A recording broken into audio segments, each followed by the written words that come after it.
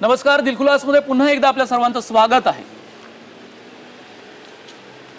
केंद्र सरकारची जी मदत होती दुष्काळाच्या संदर्भामधली 4700 कोटी, त्याच्या 4 दिवस अगोदर 2900 कोटीची मदत ही महसूल मंत्री चंद्रकांत पाटील यांनी रिलीज केल्याचं सांगितलं। तुम्ही समाधानी आहात केंद्र सरकारच्या मदतीवर, राज्य सरकारच्या मदतीवरती? असं की या सरकारची कथनी आणि कृतीमध्ये मोठे फरक आहे। 2017चेच अजून कापसाचे बोंडाळीचे पैसे किंवा धानाचे पैसे सरकार देऊ शकलं नाही। बरोबर। आणि त्यामुळे या सरकारकडून आता काही मिळेल अशी लोकांना अपेक्षा नव्हती। 8000 कोटीचं पॅकेज आपण पाठवलं केंद्राला, असं मुख्यमंत्री सांगतात। मिळाले 4500 कोटी, 4700 कोटी रुपये काय मिळाले। तत्पूर्वी 2 दिवसाअगोदर 2900 कोटी रुपयाचं काहीतरी राज्याच्या पुनर्वसन मंत्र्यांनी त्या संदर्भात जाहीर केलं आहे। असं की ती सुद्धा रक्कम आता 2 हप्त्यात देणार, 3 हप्त्यात देणार। मुळातच आता खरीप संपूर्ण वाया गेला महाराष्ट्रात। तर दुष्काळाची तीव्रता एवढी आहे आणि खरीप संपल्यानंतर रबीचे पेरा होणं शक्य नव्हतं। या दोन्ही पिकांच्या बद्दल शेतकऱ्यांना तातडीनं एक मोठी मदत करण्याची आवश्यकता होती। परंतु या सरकारच्या मागच्या 2 वर्षाची जर आपण आकडेवारी पाहिली, एक तर मदत द्यायची नाही, दिलेली ती वेळेवर द्यायची नाही, तुटपुंजी द्यायची आणि फक्त मोठे मोठे आकडे जाहीर करत लोकांच्या एक शाब्दिक खेळ करत लोकांचं कुठेतरी फसवणूक करण्याची भावना जाता राज्यातल्या शेतकऱ्यांच्या मनात आहेत।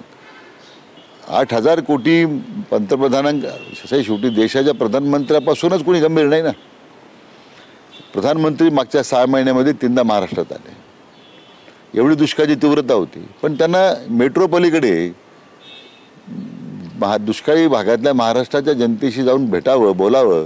पण पंतप्रधान असतील मोदी इथे महाराष्ट्रात आले किंवा मुख्यमंत्री असतील, सातत्याने सांगते की सिंचनाची पातळी ही वाढली आहे, जलशिवाराचा फायदा होतो। या ठिकाणी दुष्काळ आहे, तिथे तेवढा दुष्काळ नाही जो पूर्वी कधीतरी होता।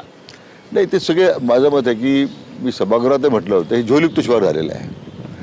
कारण याच्यामध्ये जी तुम्ही आता जी आकडेवारी आपण आता सरकारने ज्या दुष्काळी तालुक्यांची जाहीर केली, ज्या भागात दुष्काळ जाहीर केला, 90% रक्कम या जलयुक्त शिवारची त्या भागात खर्च झालेली आहे। आज त्या सगळ्या गावांमध्ये टँकर सुरू आहे। जिथे लोकांचा सहभाग होता, उदाहरणार्थ पाणी फाउंडेशन आहे किंवा नाम फाउंडेशन आहे, जिथे खऱ्या अर्थाने लोकांचा सहभाग करून काम झालं आहे, तिथे काही आम्हाला आक्षेप नाही आहे। परंतु पूर्णतः सरकारी यंत्रणा जी आहे ही पुन्हा याच्यातून प्रचंड भ्रष्टाचार झाला आहे। मी तर सभागृहामध्ये सांगितलं ना, 8000 कोटी रुपये तुम्ही खर्च केले जलयुक्तावर, तर 4000 कोटीचा भ्रष्टाचार झाल्याचेच आमचे आरोप आहेत। आम्ही तशा प्रकारचे कागदपत्र दिलेत।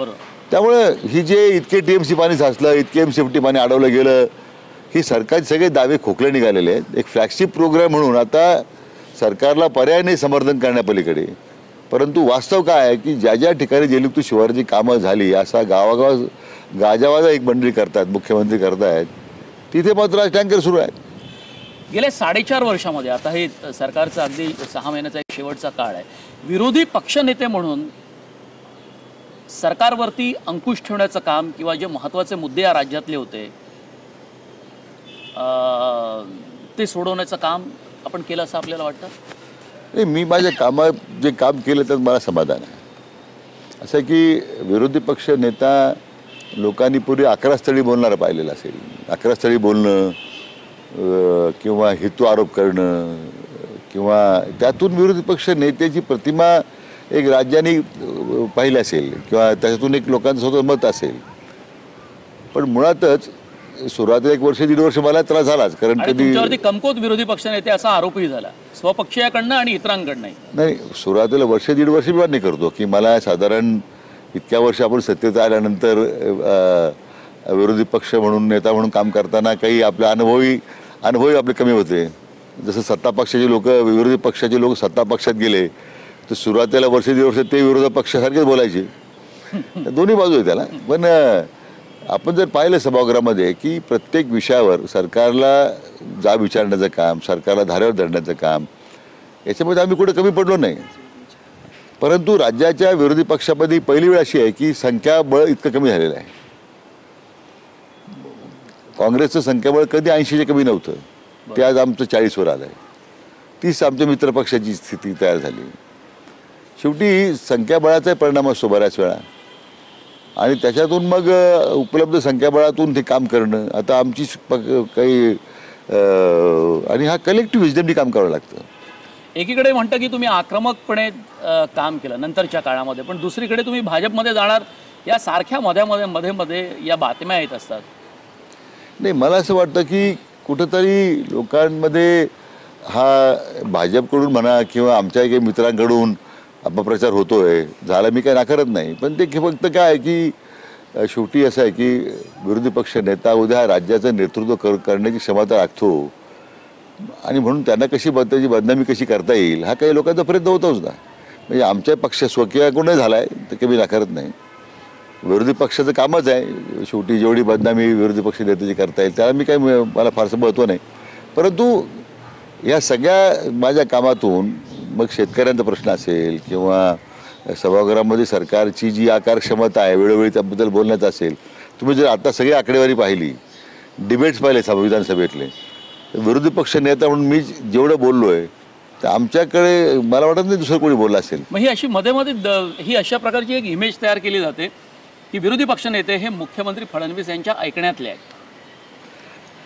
असं आहे की एवढंच आहे की काही कन्स्ट्रक्टिव्ह ऑपोजिशन म्हणून काम करताना बेताल आरोप करण्यात मी म्हटल्याप्रमाणे मला सवय नाही आहे आणि व्यक्तिद्वेषातून काही बोलायची मला व्यक्तिद्वेषातून काही बोलावं आणि कोणाची मांडोली करावी की आमच्या वडिलांनी आदरणीय खासदार बाळासाहेब विखे पाटलांनी कधी आयुष्यात केलं नाही, तडजोड कधीच केला नाही. त्याची मोठी किंमत त्यांना राजकारणात द्यावी लागलेली आहे किंवा शेवटी तडजोडी करत आपण अनेक पदं मिळवली असती. आता सुद्धा मी ज्यावेळी काम करतो आमची लोक मला हे सांगतात की देवेंद्र फडणवीसांचे माझे मैत्री संबंध मैत्री आहेत ना आमची. ते आज आहे का? गेले 15-20 वर्ष ते सभागृहात आहे, मी सभागृहात आहे. परंतु आमच्या मैत्रीमुळं की पक्षाच्या प्रतिमेला काही बाधा आली, काही व्यक्तिगत काही जीवनामध्ये आपण काही मिळवलं त्यांच्याकडून किंवा आपल्याला काही मिळवायचं होतं असं काहीच नाही आहे. मग सुजय तुमचे पुत्र हे भाजपशी जवळीक का? हा एक मुद्दा आहे. पण भाजपची जवळ कधीच नव्हती. पण ते म्हणतात की भाजपमध्ये जाणार, तिथनं निवडणूक लढवणार. त्यांनी केव्हा जाहीर केलेलं आहे की भाजपमध्ये मी कधीच जाणार नाही? त्यांनी मागेच जाहीर केलेलं आहे. भाजपशी जाण्याचा प्रश्न नाही, भाजपशी जवळीक करण्याचा प्रश्न नाही. कोणीतरी मुद्दामून मी म्हटलं ना हे विनाकारण कसं आहे की आता येणाऱ्या निवडणुकांमध्ये उद्याच्या राज्याच्या नेतृत्व स्पर्धेमध्ये कोण आहे? मग आताच प्रत्येक पक्षाची भूमिका असते की आपल्या बरोबर असणाऱ्या सहकाऱ्यांना कसं आपल्याला बदनाम करता येईल हा आमच्या पक्षाचाही प्रयत्न होतोच ना. तो पक्षाच्या सगळ्याच निर्णय प्रक्रियेमध्ये विरोधी पक्षनेत्याची भूमिका ही अत्यंत महत्त्वाची मानली जाते आणि त्यामुळे साधारणतः तुमचं नाव पूर्वी मुख्यमंत्रीपदाच्या स्पर्धेमध्ये होतं. महाराष्ट्राचा मुख्यमंत्री व्हायला आवडेल सत्ता जर आली तर? केव्हाही कोणाला म्हणजे उलट राज्याचं नेतृत्व करण्याची संधी तर केव्हाही त्याच्यात एक मोठं काम आपल्याला करता येईल. पण शेवटी पक्षामध्ये काय आहे की अंतिमता निर्णय हा केंद्रीय नेतृत्वाने घ्यायचा असतो.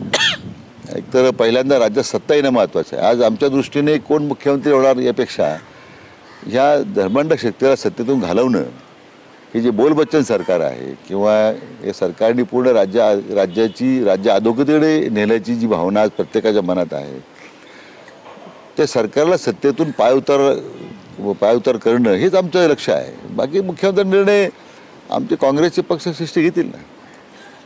वेळ झाला एका छोट्याशा ब्रेकचा. ब्रेक नंतरही राधाकृष्ण विखे पाटील यांच्याशी दिलखुलास गप्पा अशा सुरू राहतील. कुठेही जाऊ नका, फक्त पाहत रहा जय महाराष्ट्र.